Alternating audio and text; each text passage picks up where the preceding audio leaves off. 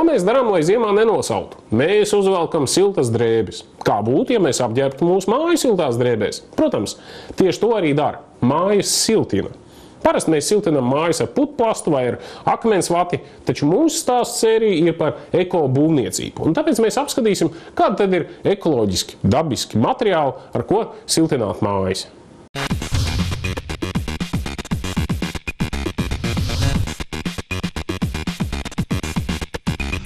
Mūsu atrastais siltinājuma materiāla eksperts Harijs kā visīstāko ekomāju minētu teju jebkuru māju Brīvdabas muzejā. Iemesli gaužām vienkārši. Visi materiāli un resursi vietējie, māja celt ar rokām un būvniecībā netika iesaistīti nekādi procesi, kas piesārņotu dabu.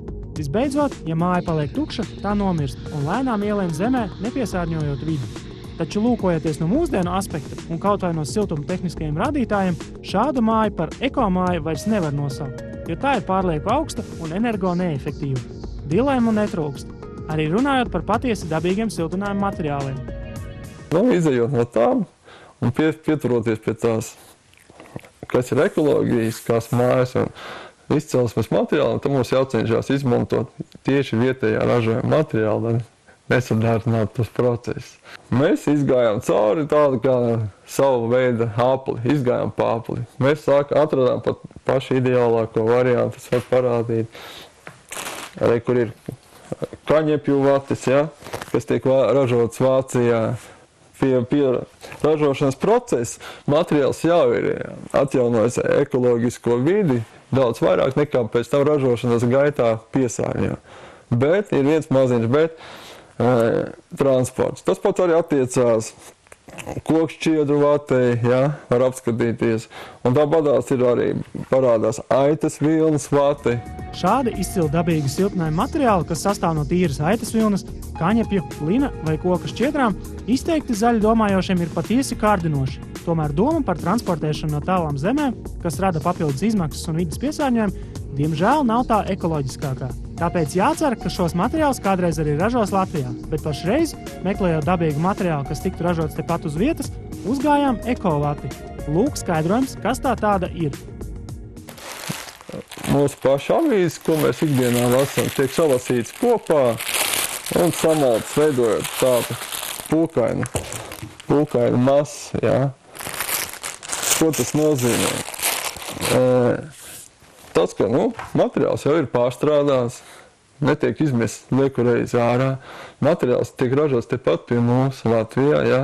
Un pie tam transporta izmaksas šo materiālu, pat tik viņš jau tiek arī sapakots blīvi maisos, stipri samazinās. Un kā priekš patērētājiem, gala patērētājiem, viņš nāk, teiksim tā,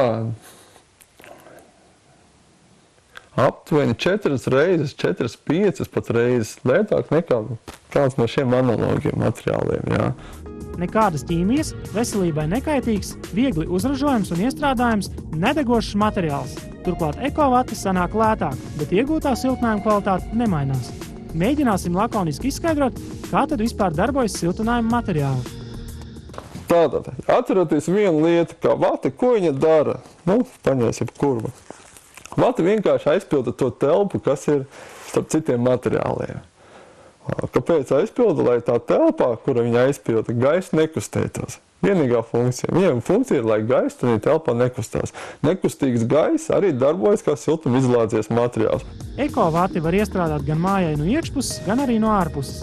Vata tiek iestrādāta blīvi, lai tās iekšēnē un ap to nekustētos gaiss. Te arī parādās viens no lielākajiem ekovatas plusiem. Tā aizpilda visas šķirbas un spraugas, pa kurām varētu plūst gaiss. Liekot jebkuru citu parasto vati vai putuplastu, pastāv cilvēciski iespēja kaut ko līdz galam precīzi neaizpakot. Un tad rodas kārtējā vieta, kur pazust siltumam. Starp citu, te būs viens interesants ieteikums.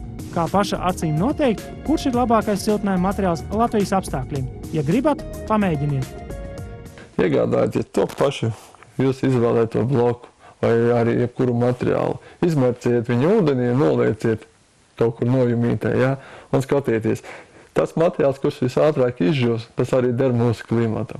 Bez nekādiem tur kritikas, bez nekādiem komentāriem. Salieciet, izmērciet, noliekam un skatieties, kurš ātrāk izžūs. Mūsu klimats ir ļoti mitrs, ja?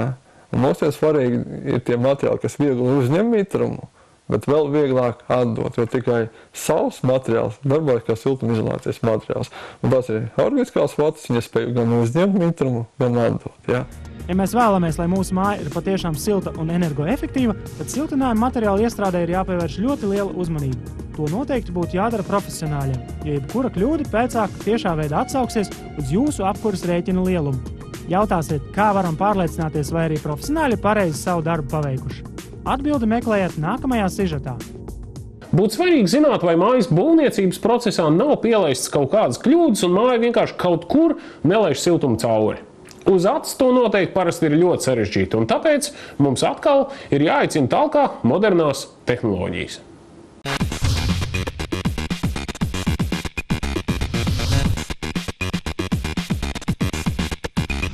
Brīdī, kad nākotnes parks viesojās Baltijas pirmajā pasīvajā mājā Ģipkā, tur notika pāris pārbaudes, kas arī ietilpst raidījuma sākumā aprakstītajā energoauditēšanas procesā. Mājas siltinājuma kvalitātes pārbaudes sākās ar ēkas spiediena pārbaudi. Mājā rūpīgi aizver visas durvis un logus, aizver ventilācijas šahtas, un tad vienās no durvīm iestrādā šādu jaudīgu ventilātoru. Tālāk, lakoniski izsakoties, māja piepūš kā balonu, vai arī gluži otrādi, no tās cenšas izsūkt laukā gaisu, un tad pēta rezultātus. Ēkā notiek tā, ka samazina spiedienu pa 50 paskāliem, nomēra, un tad paaugstina spiedienu pa 50 paskāliem. Un pēc tam paņem aritmētisko vidējo, ir zināms rezultāts, vai tie ir 3 kubi, vai tie ir 4 kubi vai 10 kubi. Normatīvi Latvijas ir noteikuši, ka jābūt ne vairāk kā 3 kubiem privātu mājām, gaisa caurlaidību. Un viss, un izejot no tā arī tad skatās. Izmēra, vai nu ir 3, vai nu nav. Ja nav, tad iet meklēt, kur ir tik lieli defekti, kāpēc tāds rezultāts slikts. Un tas patiešām pēc tam cilvēkiem atspoguļos uz apkuras izdevumiem. Ja māja testa laikā izlaiž vai ielaiž pārāk daudz gaisa, tātad kaut kur ir meklējamas problēmas. Tās konkrēti var meklēt ar 2 papildus ierīcēm. Viena no tām ir šāds neliels sensors, ar kura palīdzību var konkrēti meklēt caurās vietas un pārbaudīt, cik strauji caur tām pazūd siltums. Lēns, bet svarīgs process. Kaut vai lai novērtētu, cik kvalitatīvi ir iestrādāti logi. Paņemiet, to celofānu maisiņā, ielieciet ūdeni, iedomājieties, es maisiņā uztaisu 10-20 caurumus, cik ātri ūdens iztecēs ārā. Jūs jau nojaušat, jā. Un cik būs, ja būs viens caurumiņš, cik viņš ātri tecēs. Un tas pat atsveriet to, vai iedomājieties, tas pats notiek arī mājā. Jo mājā vairāk caurumu, jo ātrāk siltais gaiss tiek projām. Lai ar šo nelielo aparātu tomēr nebūtu jāizložņo visi mājas kakti, ērtāk un arī vizuāli vienkāršāk ir strādāt ar šādu pēc skata vienkāršu, bet tomēr ļoti smalku, dārgu aparātu, ko sauc par termokameru. Šī aparātā ir termokamera, ar kuras palīdzību var atrast augstuma un siltuma tiltus konstrukcijās.